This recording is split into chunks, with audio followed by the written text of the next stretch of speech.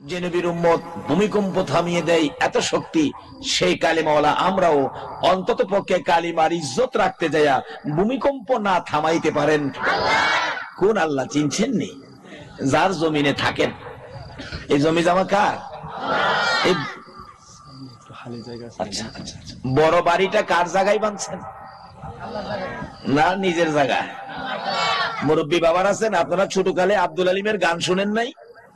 ও মুরব্বী বাবারা, আব্দুল আলিম গান গাইতো। কি গান? গানের মধ্যে ওয়াজ ছিল, ঠিক নেই? গানের মধ্যে ওয়াজ ছিল। আর ওখানে যেই যুগে ফললাম, বুশের মায়ের খামু না খামু কায়ের মায়ের এক জাতের গান যে বাইর করছে ফোলাফানে। কি গানও বাবা রে বাবা! এক বেচারা গান গা, রূপে আমার আগুন জ্বলে, রূপে বলে আগুন জ্বলে। সমাজ নষ্ট হবে না কেন? বিজাতিদের হাতে মায়ের খাবেন না কেন? আব্দুল আলিম গান গাইছে। কি গান? গানের মধ্যে ওয়াজ। কি গানটা ছিল? পরের জায়গা পরের জমিন ঘর বানায়া আমি রই, আমি তো সেই। মাশাআল্লাহ, এই তো কয়ে ফেলাইছেন, আমি তো সেই ঘরের মালিক নয়। কার জায়গায় ঘরটা বানছেন? কার জায়গায়? কই থেকে বাহাদুরি করেন, অহংকার করেন, তাকাব্বুরি গরুরি করেন? আপনি তো এই দেশের বাসিন্দা নয়। আমরা সবাই এই দেশের মুসাফির, এই দেশের মেহমান। একদিন সকলকে আমার বাদা বাড়ি, আমার লাগানো ঘাস, আমার করা ব্যবসা, আমার বানানো মার্কেট পড়ে থাকবে, শুধু থাকবো না আমি। বলুন এই সময়টা একদিন আসবে কিনা? তাই বলছিলাম, একদিন এই দেশে আমরা কেউ ছিলাম না, আরেকদিন আমরা এই দেশে কেউ থাকবো না। তাই বলতেছিলাম, আমরা কার শুকর আদায় করেছি? আল্লাহ চিনছেন তো? যার জমিনে থাকেন। জমিন কিন্তু আমাদের না, বসবাস করি ঠিক, কিন্তু একদিন জমিন থাকবে, আমরা। তাই আমরা কার শুকর আদায় করলাম? আল্লাহ। এই ডাকটা শুনলে আল্লাহ যে কত খুশি হয় বান্দা যখন আমার আল্লাহ কইয়া ডাকে। কারণ ফেরেশতারে সৃষ্টি লগ্নে বলছিল, খোদা গো, তোমার তো এরা তো তোমার আল্লাহ কইয়া ডাকবে না, আমরাই তো ডাকি। আল্লাহ বলছিলেন কি? ক্বালা ইন্নী আ'লামু মা লা তা'লামুন, এই ব্যাপারে আমি যা জানি তোরা তা জানোস না। এখন যখন আপনারা ডাক দেন আল্লাহ, আল্লাহ যে কত খুশি হয়। আর ফেরেশতাদেরকে বলে, ও ফেরেশতারা, ওই তো আমার বান্দা আল্লাহ ডাকে, তোরা না কইছিলে আমারে আল্লাহ ডাকবে না? বলুন না কার শুকর আদায় করেন? এই ডাকটা কি শুনছে? কত খুশি। বাস্তবে আসেন, অনেক কোন কোন সময় গ্রাম এলাকায় মাহফিলে গেলে লোকজন দেখায়, ওই যে তোফাজ্জল হুজুর যে ক্যাসেট শুনেন, এই যে যাইতেছে। একদিন এক মহিলা, বুড়া মানুষ, আমার ডাকতেছে, বাবা আপনি তোফাজ্জল হুজুর? হ্যাঁ। বাবা একটু খারান, একটু খারান। খারাইলাম। কি ব্যাপার মা, কষ্ট করে আসছেন? চোখের পানি ছেড়ে দিছে। বাবা আপনার ক্যাসেট শুনি, মা রস করেন, খুব ভালো লাগে। বাবা আপনারা খাড়া করাইছি, কষ্ট দিছি কেন জানেন? আপনি একটু আমার ফুলাটারে বুঝাইবেন, আমার হুলা আমারে মা ডাহে না। বলুন মারে মা ডাহে না। এই যদি মক্কা মদিনায় হজ করতে যা, বলুন আল্লাহ আল্লাহ রাসূল খুশি হবে? মারে মা ডাক দেয় না, মসজিদ বানাইয়া দিছে, বলুন আল্লাহ আল্লাহ রাসূল খুশি হবে? মক্কা যাবেন, মদিনা যাবেন, মসজিদ বানাবেন, ওয়াজ শুনবেন, ওয়াজ করাইবেন, বেহেশতের লেগেই তো। আমার নবী কইছে, বেহেশত তো তোর মার পায়ের নিচে। আসল জায়গা পরিষ্কার করো। মার পায়ের নিচে যে বেহেশত, মার মধ্যে এমন একটা নমুনা আসেনি? এমন একটা এই বেহেশতের আবাস মার কাছে যে আছে, একটা প্রমাণ আছে কিনা? কিভাবে? বাস্তবে আসেন, দেখবেন অনেক সময় বাচ্চা 6 মাস বয়স, বাচ্চা ঘুমিয়ে আছে, মা রান্না করতেছে, হঠাৎ বাচ্চা ঘুম থেকে উঠে কাঁদতেছে। দাদি দৌড়ায় গিয়ে নাতি কুলে নিলেন, ভাই কান্দিস না, তোর মা তো রান্না করে আছে। দেখবেন বাচ্চা তো কাঁদতে আছে। দাদি কই, তুই এভাবে কাঁদতেছস আমার কুলে, আমি কি তোর চিমটি মারছি? দৌড়ে এসে ফুফু আম্মা কুলে নিছে, ভাইপুত আয় আমার কুলে আয়, কান্দিস না, আমি তোর ফুফু লাগি। কিন্তু বাচ্চার কান্না থামে না।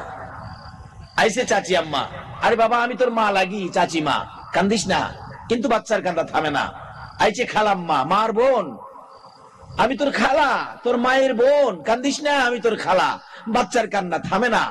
দেখবেন দরদি মা রান্নাঘর থেকে একটা দৌড় মারছে, তোমরা কারা গো, দাও আমার বাবারে আমার কোলে দাও। বলুন মায়ের কোলে দেওয়ার সাথে সাথে বাচ্চার কান্না কি আছে? এটা তো একটা জান্নাতি কুল। আজকে আমরা আসল জিনিসগুলোর খবর সঠিকভাবে নেই না।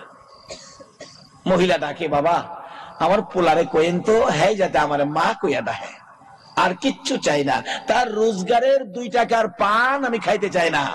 এরে বলবেন সকালবেলা বাসা বাড়ি থেকে যাওয়ার সময় আমার একটা মা কইয়া ডাক দিয়ে যাইতো, আবার রাত্রে বাড়িতে আইসা মা কইয়া ডাক দিত, আমি খুশি। হ্যাঁ, রোজগারের 2টা টাকা আমি চাই না, খালি 2টা ডাক চাই। একটা মা সামান্যতম মায়া। আল্লাহ বলেন আমার 100 ভাগ মায়ার থেকে 1টা ভাগ মায়া দিয়ে কুল মাখলুকাত বানাইলাম, 99 ভাগ মায়া আমি আল্লাহর রয়ে গেছে। কুল মাখলুকাতের 1 ভাগ মায়া মা পাইলে কতটুকুন পাইছে, এই দিয়ে যদি মা একটা ডাক দিলে খুশি হয়, আর 99 ভাগ মায়া যে আল্লাহর এখনো রয়ে গেছে, এই আল্লাহকে যারা ডাক দিচ্ছেন, বলুন আল্লাহ খুশি হবে না বেজার হবে? আল্লাহ বলতেছেন আমি কত খুশি। ফেরেশতারা শুনছো, আমার বান্দারা আমার আল্লাহ বলে ডাকছে, আমি কত খুশি জানো?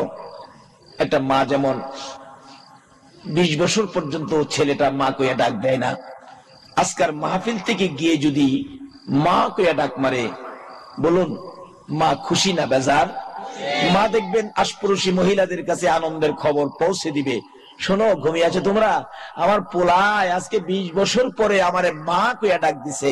কি বলবো চাচি আম্মা, 20 বছরে আমার ভিতরে যা ছিল, সন্তানের একটা ডাক শুনে আমি মায়ের 20 বছরের দুঃখ দূর হয়ে গেছে। আমার আল্লাহ বলেন, আরে দুনিয়ার মানুষ, মায়ের মতো একটা দরদি যদি 20 বছরের দুঃখ এক ডাকে দূর করে দিতে পারে, একটা মায়ের চাইতে কোটি কোটি গুণ দয়া বেশি আমি আল্লাহর। আজকের মাহফিলে বসে যারা আমাকে আল্লাহ বলে ডাক দিয়েছে ফেরেশতারা, আমি 20 বছর বুঝি না, 30 বুঝি না, 90, 100 বুঝি না, যেই বয়সেরই হোক না কেন, আমাকে আল্লাহ বলে ডাক দেওয়ার কারণে রে ফেরেশতারা আমার বড় মায়া হয়েছে, বড় দয়া হয়েছে। তারা সাক্ষী হয়ে যা, ডাকের বিনিময়ে আমি আল্লাহ তাদের জীবনের গুনাহগুলো ক্ষমা করে দিলাম। বলুন এইভাবে ক্ষমা দেওয়ার ক্ষমতা আমার আল্লাহর আসেনি? আসলে কেউ তো ক্ষমা চান নাই, শুধুমাত্র ডাক দিলেন ক্ষমা পেয়ে গেলেন। অন্যান্য নবী রাসূলের উম্মতেরা গুনাহ হইলে গুনার জন্য ক্ষমা চাইতে চাইতে জীবন যায়, ক্ষমা পায় না। কিন্তু আমরা যে ভাগ্যবান, আখিরি নবীর উম্মত, বিধায় আল্লাহ ডাক দিলেই মাপ চাইতে হয় না, ডাক দিলেই ক্ষমা। প্রশ্ন আসবে, হুজুর অন্য নবী রাসূলের উম্মতেরা ডাইকা ক্ষমা পায় না, আমরা কেন ক্ষমা পাই? ক্ষমা পাওয়ার কারণ হলো যে নবীর উম্মত হইয়া দুনিয়ার জমিনে আগমন করেছেন আমার নবী, 63 বছর জিন্দিগি শুধু আপনার আমার ক্ষমার জন্যই নবী কাঁদছে। বলুন কাঁদছে কিনা?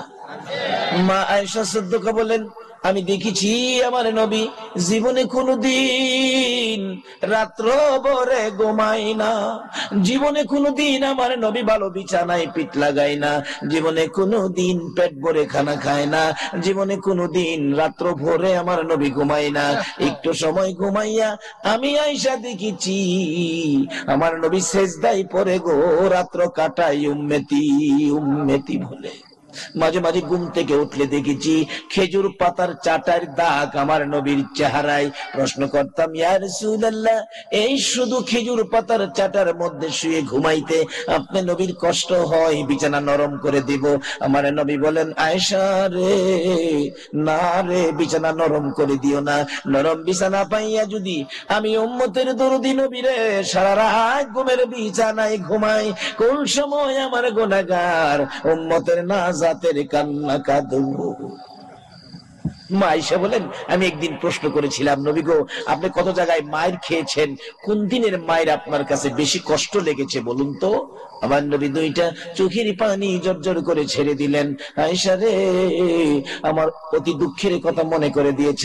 আমি যখন তাইবের জমিনে গিয়েছিলাম রে, তাইবের যুবকেরা আমাকে এমন মার মারলো, 3 বার করে বেহুশ করেছে রে আয়েশা। আমার জামা কাপড় সরাইয়া দেখ, ওই তাইবের মায়ের পাথরের আঘাতের দাগ এখনো আমার চেহারায়। মা আয়েশা বলেন, আমি নবীজির সুন্দর চেহারায় পাথরের আঘাতের কালো কালো দাগগুলো দেখেছি। আমি প্রশ্ন করেছিলাম, নবী গো, এত কষ্ট পেয়েছেন, এই দাগগুলো দেখলে এখন আমিও কষ্ট পাই, আপনি দোয়া করলে দোয়া কবুল হয়, দোয়া করুন পাথরের দাগগুলো আমার আল্লাহ যেন পরিষ্কার করে দেয়। আমার নবী বলেন, আয়েশা রে, দোয়া করে দাগ পরিষ্কার করব না রে আয়েশা, হাসরের জমিন যেদিন কায়েম হবে, আদাত উপরে যেদিন সূর্য আসবে রে আয়েশা, ওই দিন আমার উম্মতেরা গুনার বোঝা লইয়া ফুলসিরাতের কিনারে যাইয়া যখন বিপদে পড়ে যাবে রে, নবী কই, নবী কই কইয়া যখন কাঁদবে রে আয়েশা, ওই দিন আমি নবী এক একটা দাগের বিনিময় কোটি কোটি গুনাহগার উম্মতের নাজাতের দাবি করব। মা আয়েশা বলেন, শুধু তাই নয়, আমার নবী বলেছিলেন, আয়েশা, ওই তাইবের মায়ের কথা মনে হইলে আমি এখনো কষ্ট পাই। কিছুক্ষণ চুপ করে থেকে রাসূল আবার বলেন, আয়েশা রে, ওই তাইবের জমিনের মায়ের কথাও আমি রাসূল বুইলা যাই রে আয়েশা, যখন আমার গুনাহগার উম্মতের কথা মনে হয়ে যায়। আরে দয়ালো নবী, প্রেমের ছবি আর আসবে না জগতে, বলুন, দয়ালো নবী, প্রেমের আর হাসর দিনে উম্মত বিনে, হাসর দিনে উম্মত বিনে যাবে না নবীজি বেহেশতে, দয়ালো নবী, প্রেমের ছবি আর আসবে না জগতে, আমার দয়ালো নবী, প্রেমের ছবি আর আসবে না। বাবারে, শুধু এটাই না, ডাক দিলে মাফ এমনিই পান না, আমাদের মাপের পিছনে নবীর বহু কান্না। আমার নবী যেদিন জগৎ থেকে বিদায় হয়ে যাবেন, আল্লাহু আকবার বলুন, আমার আল্লাহ বলেন, জিবরাইল আমার বন্ধু আজকে জগৎ থেকে বিদায় হয়ে আসবে রে জিবরাইল। আমার বন্ধু এই জমিনে বহু জায়গায় মার খেয়েছে, বহু জমিনে বন্ধুর রক্ত মোবারক লেগে আছে, এই রক্ত মাখা জমিনে আমার বন্ধুর দাফন করতে দেব না রে জিবরাইল। আমার পক্ষ থেকে একটা প্রস্তাব আমার বন্ধুর দরবারে তুলে ধরো, আমার বন্ধুর দেহ মোবারক আমি আল্লাহর আরশের ডান পাশে দাফন করা হবে। জিবরাইল বলেন, প্রভু গো, এই প্রস্তাবে আপনার বন্ধু খুব খুশি হবেন গো প্রভু।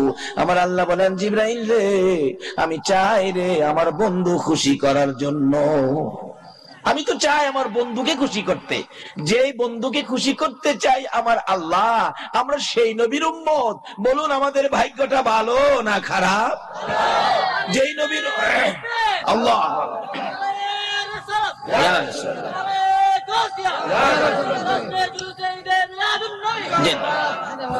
যেই নবীর উম্মত হওয়ার জন্য নবী রাসূলগণ পর্যন্ত পাগল ছিলেন। কোন দিন থেকে পাগল হয় নবী রাসূল? এই নবীর উম্মত হইতো। প্রথম নবী, আদি পিতা আদম নবী 120 জোড়া সন্তানের বাবা। বলুন, কত সন্তানের বাবা? অহন যদি 120 জোড়া সন্তানের বাবা চট্টগ্রাম হয়, সরকার শুনলে কেউ তারে তাল ফুর্তি পাঠাও, কারণ অহন তো আইন এলো ছেলে হোক মেয়ে হোক 12টা ওই যথেষ্ট। কি কন? কয়টা? 2টা? হায় হায়, তাইলে এই আইনের বাইরে আছি। অহন আল্লাহর রহমতে 3টার বাবা আছে। ছেলে হোক মেয়ে হোক 2টাই যথেষ্ট। আর যদি শুনে 120 জোড়া হয়েছে, বিশ্বজুড়ে তার বিরুদ্ধে আন্দোলন শুরু হইল। আদি পিতা আদম নবী 120 জোড়া সন্তান নিয়ে এইভাবে ওয়াজের মাহফিল ওয়াজ করতেছেন। স্টেজে বসা আদি পিতা আদম নবী 120 জোড়া সন্তান নিচে বসে ওয়াজ শুনে। আদম নবীর সাবজেক্ট হলো, ওয়াজের সাবজেক্ট হলো আখিরি নবী। সুবহানাল্লাহ, আসতে কইলেন। আজকে সেই নবীরে চিনি না, যত ধাক্কা ধাক্কি, যত মাসলা, যত ধাক্কা ধাক্কি এই নবীরে লয়া। অথচ এই নবী না হইলে বলুন এই আসমান জমিন হইতো, চট্টগ্রাম হইতো, চন্দ্র সূর্য হইতো, বেহেশ হইতো, এই পৃথিবীর কোনো কিছু হইতো, আরশ কুরসি লৌহ কলম হইতো, নামাজ হইতো, নামাজ। একবার মক্কার মদিনায় ঝগড়া করে, মক্কা কয় মদিনা রে তোর তো দাম নাই রে, মদিনা আমি কত দামি। মদিনা জিগাই তোর এত দাম কি দিয়া? মক্কা কয় তুই টের পাস না, আমার মধ্যে জমজম, জমজম, সাফা মারওয়া, মিনা মুজদালিফা, আরাফা, এমনকি খানায় কাবাও আমি মক্কাতে, তোর কি আছে? মদিনা ডাকে, মক্কা জমজম লইয়া, সাফা মারওয়া, মিনা মুজদালিফা লইয়া, আরাফা লইয়া অহংকার করিস না, খানায় কাবা লইয়া তাকাব্বুরি করিস না। আমি মদিনার দিকে তাকাইয়া দেখ রে, এমন এক নবী আমি মদিনার বুকে ঘুমাইছে রে। মক্কা এমন এক নবী আমি মদিনার বুকে ঘুমাইছে রে, যেই নবী না হইলে তোর খানায় কাবা হইতো না। এই নবী বাদ দিয়া আল্লাহ পাওয়া সম্ভব হবে? মিলাদুন নবী বাদ দিয়া আল্লাহ চিনা সম্ভব হবে?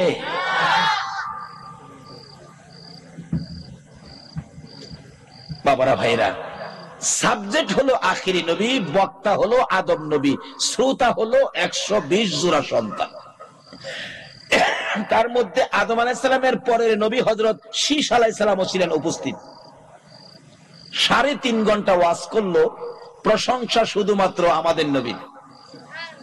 মাঝখানে শীষ নবী দাঁড়ায় গেছে, আব্বা আদম 3.5 ঘন্টা ওয়াজ করলেন, সাবজেক্ট আখিরি নবী, কবে নবী আসবে সে নবীর প্রশংসা এত করলেন, আপনার কথা তো, আপনিও তো একজন নবী, আপনার কথা তো একবারও বললেন না, তাহলে কি সেই নবীর সাথে আপনার কোনো তুলনা নাই? আদম আলাইহিস সালাম কয়, এই বাবা শীষ, শোনো, নাম রাখছে তোমার শীষ, জানো না কিছু খামাখা করো ফিস ফিস। ওই নবীর সাথে আমি আদমের তো কোনো তুলনাই নাই। বাবার এই ফ্যানের বাতাসটা আমারে কম দিও, আমার দিওই না।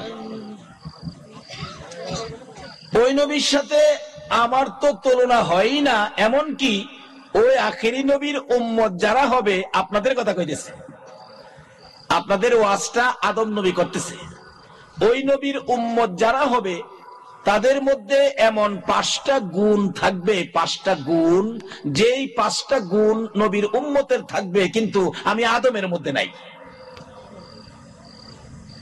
শীষ আলাইহিস সালাম মাঝখানে খাড়ায় কয়, আব্বা কোন কি এত গুণে গুণান্বিত হবে সেই নবীর উম্মত, এত পাওয়ার?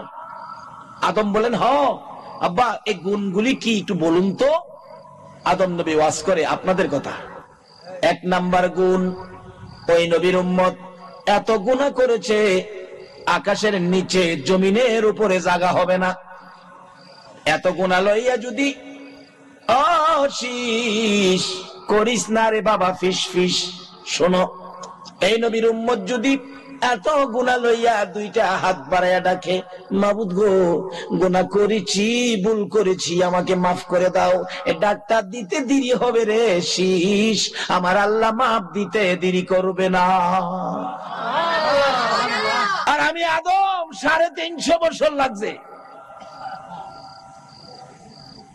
আমার লাগে 350 বছর, এই নবীর উম্মতের 3.5 সেকেন্ডও লাগবে না, মাপ পাওয়া যাবে। শীষ নবী কয়, আব্বা তাহলে তো ঠিকই কইছে। একটা কইলেন, বাবা আর কি? শুন আরেকটা, 2 নাম্বার গুণ, এই নবীর উম্মত যেখানে গুনাহ করে, দোকানে হোক, ব্যবসার প্রতিষ্ঠানে হোক, জমিনে হোক, অফিসে হোক, গুনাহ করবে যেখানে, এখানে থেকে যদি কয় আল্লাহ ভুল করেছি, মাফ করে দাও। কোথাও যাইতে হবে না, মসজিদও যাওয়া লাগবে না, হ্যাঁ নেই মাফ করে দিব। আর আমি আদম রে সমস্ত পৃথিবী ঘুরাইছে, আপনাদের চট্টগ্রামও আদমের কদম লাগছে। 3 নাম্বার গুণ, বাবা শোন, ওই নবীর উম্মত যত গুনাই করুক না কেন তারে বাড়ির থেকে বাইর করে দেওয়া হবে না। আচ্ছা, আপনারা যে নামাজ পড়েন না চট্টগ্রামতে বাইর কইরা, মহেশখালী বাড়াইছে? ওই কইতাছে ওয়াজ করে আদম নবী, হে নবীর উম্মত যত গুনাই করুক তারে ঘর থেকে বাড়ির থেকে বাহির করে দিবে না। এই শীষ, আমারে তোর মা হাওয়ারে বেহেশতের থেকে বাইর করে দিছে। কথাটা কি বুঝাইতে পারতেছি?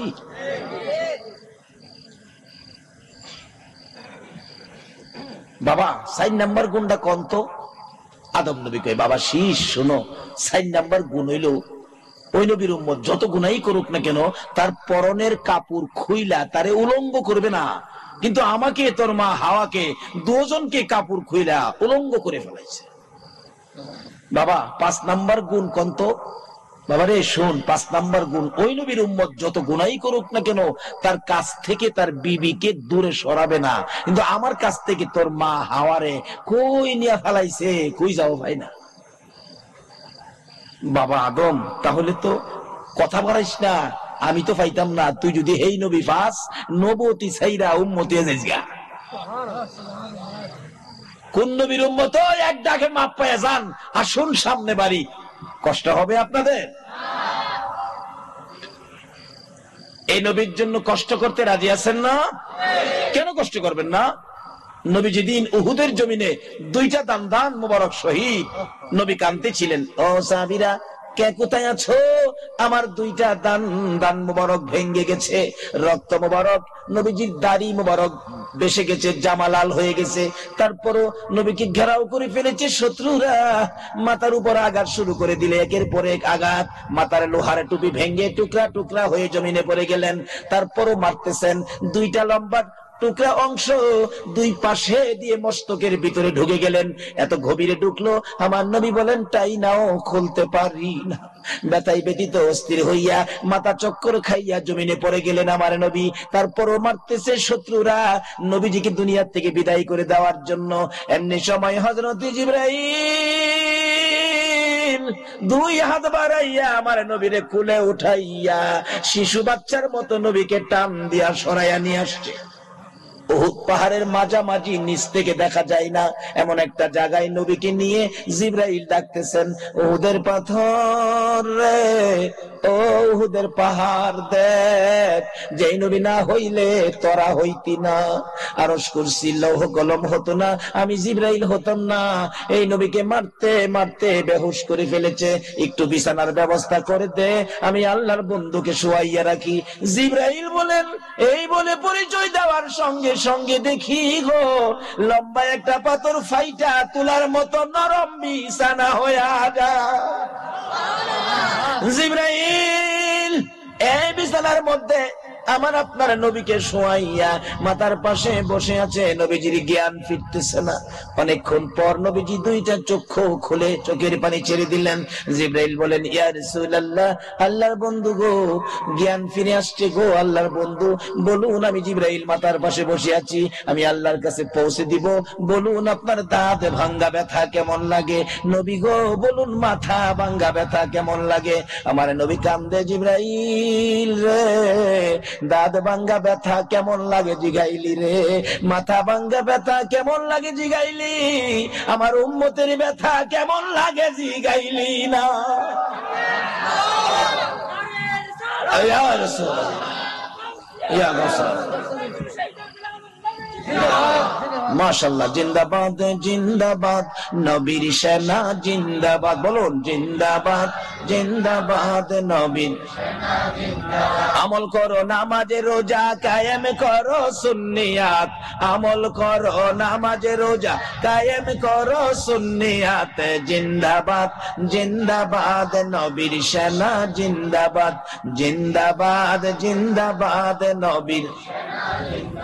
নবীজির আশিক যিনি মরে অমরে না তিনি, নবীজির আশিক যিনি মরে অমরে না তিনি, কাফন পরে ঘুমিয়াছে গাউসুল আজম বগদাদ, কাফন পরে ঘুমিয়াছে গাউসুল আজম বগদাদ, জিন্দাবাদ জিন্দাবাদ নবীর সেনা জিন্দাবাদ, জিন্দাবাদ জিন্দাবাদ নবীর সেনা জিন্দাবাদ। আমল করো নামাজ রোজা কায়েম করো সুন্নিয়াত, আমল করো নামাজ রোজা কায়েম করো সুন্নিয়াত, জিন্দাবাদ জিন্দাবাদ নবীর সেনা জিন্দাবাদ, জিন্দাবাদ জিন্দাবাদ নবীর। বলতেছিলাম যে নবী উহুদের জমিনে দাঁতে ভাঙ্গা ব্যথা, মাথা ভাঙ্গা ব্যথার চাইতে উম্মতের ব্যথার খবর নিলেন। আমার নবী বলেন, জিবরাইল রে, দাঁতে ভাঙ্গা ব্যথা কেমন জিগাইলি, মাথা ভাঙ্গা ব্যথা কেমন জিগাইলি, আমার উম্মতের ব্যথা কেমন জিগাইলি না। ও জিবরাইল শোনো রে, ব্যথার খবর বলে দেই, দাঁত ভাঙ্গা ব্যথার চাইতে মাথা ভাঙ্গা ব্যথার চাইতে রে জিবরাইল আমার গুনাহগার উম্মতের ব্যথা বেশি। যেই নবী এত ব্যথায় ব্যতীত হওয়ার পরেও নিজের ব্যথা গোপন করে উম্মতের ব্যথা প্রকাশ করে গো, বলুন এই নবীর পক্ষে থাকা দরকার আছে কিনা? এই নবীর পক্ষটাই হলো জান্নাতি পক্ষ। যারা এই নবীর পক্ষে থাকবেন আপনারা জান্নাতে যাবেন।